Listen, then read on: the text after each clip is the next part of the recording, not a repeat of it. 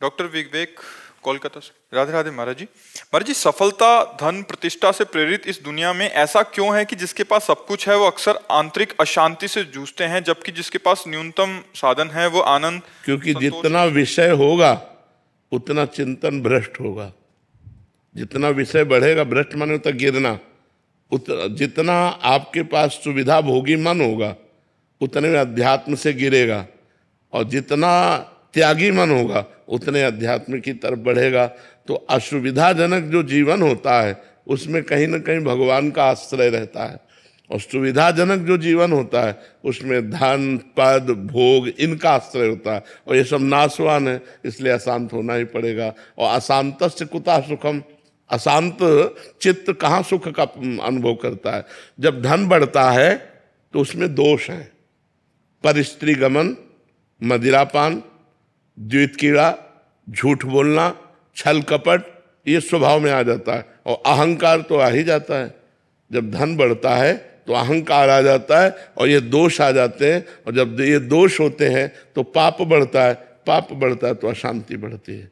तो अशांतस्य कुतः सुखम, जो अशांत है वो कहाँ से, त्यागात शांति निरंतरम, जो त्याग परायण है उसको शांति का अनुभव होता है। जो भोग परायण है वो अशांति का अनुभव करेगा ही करेगा, क्योंकि मन कभी शांत नहीं होता भोगों से। मन भोगों के त्याग से शांत होता है, और हमें चाहिए शांति, और हम भोग भोगने में देखो कैसा चालबाज मन है।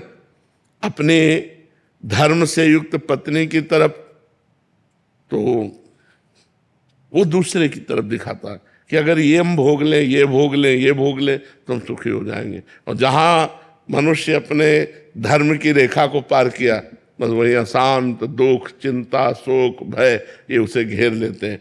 अब वो इतनी कामना से प्रबल हो जाता है कि इसमें नहीं, इसमें, इसमें नहीं, इसमें, पूरा जीवन व्यतीत हो जाता है, वो कभी शांति को प्राप्त नहीं होता। और जिसने धर्म की रेखा के अंतर्गत होकर भोगों का सेवन किया उसका मन शांत होता चला जाता है, क्योंकि भोगों में सुख है नहीं। एक दिन उसे घृणा हो जाएगी, उसे वैराग्य हो जाएगा यार। और अगर नवम नवम तो फिर वैराग्य नहीं होगा, फिर वो अशांति बढ़ती चली जाएगी। प्रिंस कुमार जी ये पूछ रहे हैं कि महाराज जी, आप कहते हैं कि सफलता भगवत प्राप्ति है असली सफलता, पर दुनिया बाहरी जिसके पास ज्यादा पैसा है उसे ही सफल मानती है। महाराज जी क्या सफल है, मैं बताओ क्या सफल है, क्या सफल है? अरबों रुपया बैंक के जमा रहे, मुंह बगाड़ के मर गए, शरीर यहीं छूट गया, सफलता है? चाहे जितने बड़े पदाधिकारी हो, शरीर छूटा, सफलता है?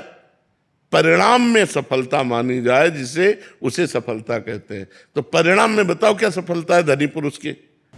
हमारे जैसे बाहरी दुनिया हो तो इज्जत जैसे देखते हैं। मैं तो बाहरी दुनिया तो माया, माया सफलता है कि भगवान सफलता है?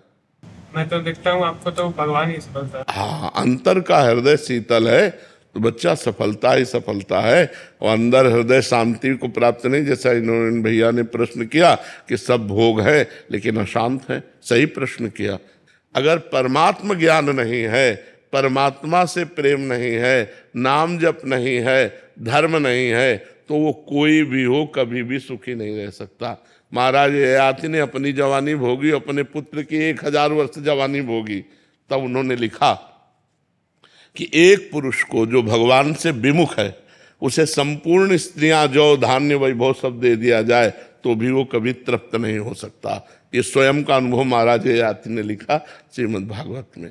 तो इसलिए भोगों में शांति नहीं है, शांति भगवान में है।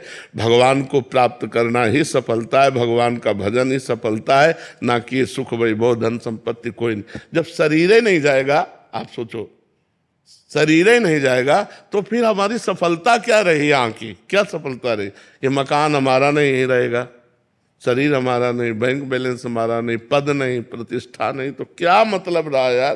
पूरे जीवन हाय हाय करके सब कमाया और कुछ लेके नहीं जा रहे, कुछ लेके नहीं जा रहे। और जो लेके जाना था भजन धर्म सत्य वो किया नहीं, तो असफल रहे कि नहीं रहे? असफल रहे। सफलता तो हो रही कि अब जय जयकार होते हुए शरीर छूटा और भगवान के धाम जा रहा, क्योंकि उसने पुण्य किया, तपस्या की, तीर्थयाटन किया, परोपकार किया, नाम जप किया, दूसरों के लिए प्राण त्याग दिए, जीवन धन्य हो गया। अब ऐसा कहाँ है? अब दूसरों के प्राण ले लेते हैं अपने सुख के लिए, दूसरों का धन छीनना, दूसरों की हिंसा कराना। वो चाहे जैसे धन मिले, भोग मिले, धन भोग सफलता नहीं, ये अपने दिमाग से हटा दो। धन भोग सफलता नहीं है, ज्ञान, भगवान के चरणों का आश्रय, ये सफलता है, यही शांति है।